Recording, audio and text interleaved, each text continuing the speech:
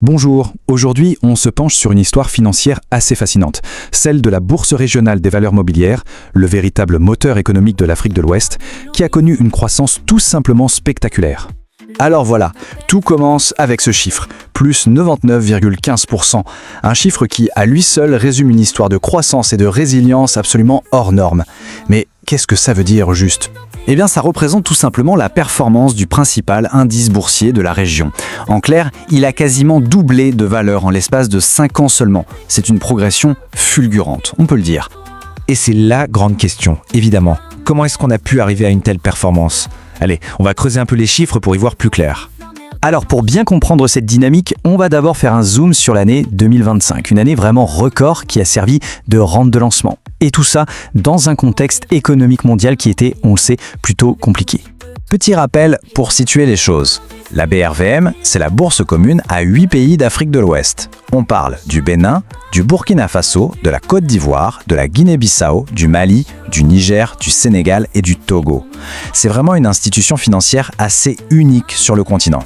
Et d'ailleurs, cette citation tirée de nos sources, elle résume tout. Le marché n'a pas seulement encaissé les chocs mondiaux, non, il a carrément prospéré, devenant de plus en plus attractif et même essentiel pour les économies de toute la zone. Et ce qui est frappant en 2025, c'est que la croissance, elle est partout. L'indice principal, le BRVM Composite, qui s'envole de plus de 25%, et même l'indice BRVM Prestige, celui des plus grosses entreprises, affiche une santé éclatante. Ça, c'est un signal très fort. Ça montre que la confiance des investisseurs est vraiment là. Ok, maintenant, dézoomons un peu pour regarder la tendance sur une plus longue période. Parce que cette performance de 2025, ce n'est pas juste un coup de chance, c'est en fait le résultat d'une véritable consolidation sur 5 ans. Cette frise, elle est très parlante. On voit une année 2021 complètement folle, puis le marché a logiquement un peu soufflé en 2022 avant de repartir de plus belle. Et c'est cette capacité à rebondir, cette résilience, qui fait toute la force du marché. Donc pour résumer, l'indice est passé de 145 points à plus de 345 en à peine 5 ans. Il a plus que doublé. Et voilà, on boucle la boucle. C'est de là que vient notre chiffre du début, une hausse cumulée de 99,15%. Impressionnant. Bon, la question à 1 million, c'est qu'est-ce qui a bien pu alimenter une telle croissance ? On va analyser ensemble les moteurs de cette performance. Alors un premier élément de réponse, et il est de taille. La valeur totale du marché des actions, ce qu'on appelle sa capitalisation, a grimpé de plus de 32% en une seule année entre 2024 et 2025. En fait, cette croissance, c'est un cocktail de plusieurs facteurs. D'abord, la valeur des entreprises cotées a explosé. Ensuite, on a eu une nouvelle arrivée, la BIC du Bénin, qui a apporté, à elle toute seule, plus de 320 milliards de FCFA sur le marché. Et puis, le volume des échanges a littéralement explosé, signe d'une confiance retrouvée et même grandissante des investisseurs. Ici, on voit bien à quel point le marché est devenu dynamique. Le nombre de titres échangés a plus que doublé en un an. On est passé de quasi 129 millions à presque 270 millions. C'est une hausse énorme, plus de 109%, et ça veut dire une chose, le marché est beaucoup plus liquide. Mais, et c'est là que ça devient intéressant, il y a un petit paradoxe. Alors que le nombre de titres échangés a explosé, la valeur totale de ces mêmes transactions, elle, a baissé. Qu'est-ce que ça peut bien vouloir dire ? Eh bien, ça suggère que les investisseurs ont échangé bien plus de titres, mais peut-être à des prix plus accessibles, ce qui a favorisé l'activité et l'entrée de nouveaux acteurs sur le marché. Bon, tous ces chiffres, c'est bien beau, mais ça nous amène à la dernière partie, et peut-être la plus importante, concrètement, quel est l'impact de cette bourse sur l'économie réelle de la région ? Pour se faire une idée de l'échelle, il faut regarder la capitalisation globale, qui inclut actions et obligations. Et là, on atteint un record, presque 25 000 milliards de francs CFA. C'est juste colossal. C'est un réservoir de financement énorme pour les entreprises et les États de la zone. Et maintenant, attention, voici le chiffre qui remet tout ça en perspective. 18,37%. Ce chiffre, en fait, c'est la part que représente la bourse dans toute la richesse créée dans la région de l'UMOA. Autrement dit, la bourse pèse près d'un 1/5 de l'économie régionale. Ça veut dire qu'elle est devenue un pilier, un acteur économique incontournable. Et on termine avec cette question en suspens.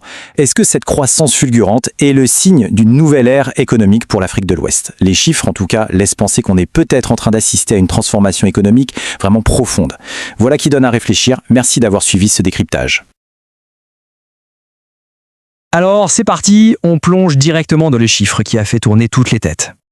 Regardez-moi ça, 99,15%. Oui, presque 100%. C'est la croissance cumulée de l'indice sur seulement 5 ans. Pour le dire simplement, la valeur du marché a quasiment doublé entre début 2021 et fin 2025. C'est énorme. Un seul chiffre, mais qui en dit déjà très long sur la dynamique en cours.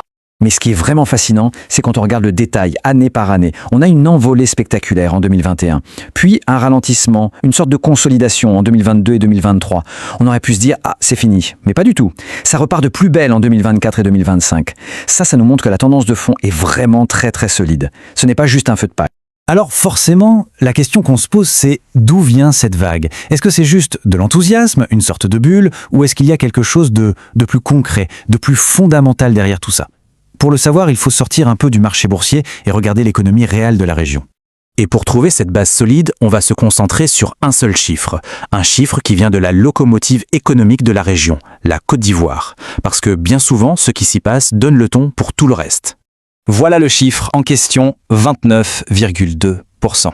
Alors je sais, ça a l'air un peu technique, un peu aride comme ça, mais croyez-moi, c'est un indicateur super important qui nous en dit énormément sur la santé et la discipline économique. Alors, qu'est-ce que ça veut dire concrètement? C'est tout simple.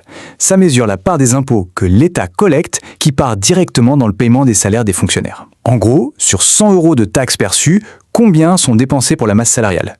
C'est un vrai test de la bonne gestion des finances publiques. Et là, c'est limpide. On voit une tendance très claire à la baisse. On part de 34,5% en 2023, on descend et on arrive à une projection de 29,2% pour 2026. C'est une baisse continue, maîtrisée. Le message envoyé est super clair. L'État fait attention à ses dépenses, il gère bien son budget. Et pourquoi c'est si important? Parce qu'il y a un seuil, une sorte de ligne rouge fixée à 35% par les grandes institutions comme l'UMOA, le FMI ou la Banque mondiale. En dessous de 35%, c'est considéré comme sain. Donc, avec 29,2%, la Côte d'Ivoire n'est pas juste une bonne élève, elle est largement dans la zone de confort. C'est un signal de crédibilité ultra puissant envoyé au monde entier. Ok, super. Mais quel est le rapport avec la bourse? Eh bien, c'est là que tout se connecte. On va voir comment cette discipline budgétaire crée un véritable effet domino sur la confiance. C'est une réaction en chaîne en fait. Tout part de la discipline budgétaire. Ça rassure les grandes institutions, les prêteurs, les investisseurs. La confiance institutionnelle augmente. Du coup, ça amène de la stabilité macroéconomique. Et dans un environnement stable, eh bien, le marché devient beaucoup plus attractif pour tout le monde. C'est un cercle vertueux. Et si on se met à la place d'une entreprise cotée à la BRVM, qu'est-ce que ça change? Énormément de choses. Le cadre économique est plus stable, donc on peut prévoir la croissance plus facilement. On a une meilleure visibilité sur les flux financiers. Et surtout, on a moins peur de se prendre une hausse d'impôts soudaine et imprévisible qui viendrait tout chambouler. La bonne gestion de l'État, c'est un avantage direct pour les entreprises. Bon, on a vu le contexte macroéconomique. Maintenant, revenons au marché lui-même. Pour bien le comprendre, il faut parler son langage. Voyons quelques termes clés. Premier mot, le volume. C'est simplement le nombre total d'actions qui changent de main sur une période donnée. C'est un peu le niveau sonore du marché. Si le prix d'une action monte mais avec très peu de volume, c'est peut-être juste un petit groupe qui s'agite. Par contre, si le prix monte avec un volume énorme, là, ça veut dire que beaucoup de monde est convaincu. C'est un mouvement bien plus solide. Ensuite, la liquidité, c'est la facilité avec laquelle on peut acheter ou vendre une action sans faire bouger son prix de manière spectaculaire. Un marché liquide, c'est un marché où il y a toujours quelqu'un prêt à acheter et quelqu'un prêt à vendre. C'est essentiel pour la fluidité des échanges. Pour faire simple, sur un marché très liquide, il y a plein d'acheteurs, plein de vendeurs. On peut entrer et sortir de sa position facilement sans faire de vagues. À l'inverse, à marché peu liquide, il y a peu de monde. La moindre grosse transaction peut faire décaler le prix de manière brutale. C'est beaucoup plus difficile et donc plus risqué d'y opérer. Et enfin, la volatilité. C'est tout simplement l'ampleur des montagnes russes du prix d'une action. Une haute volatilité, ça veut dire que le prix fait des grands écarts, il monte et descend très fort. Une faible volatilité, au contraire, c'est un prix beaucoup plus stable. C'est une mesure directe du risque. Ok, on a vu beaucoup de choses. Alors au final, qu'est-ce qu'on doit garder en tête de tout ça? La conclusion, elle est simple mais fondamentale.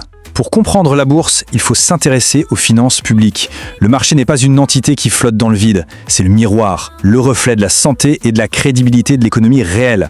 Les grands chiffres de la bourse et les petits signaux économiques, au fond, racontent exactement la même histoire. Ce qui nous amène à cette dernière pensée. Le marché parle à ceux qui prennent le temps de l'écouter. Investir, ce n'est pas juste suivre des courbes sur un écran. C'est avant tout un exercice d'écoute, une tentative de comprendre le langage, parfois discret, de l'économie.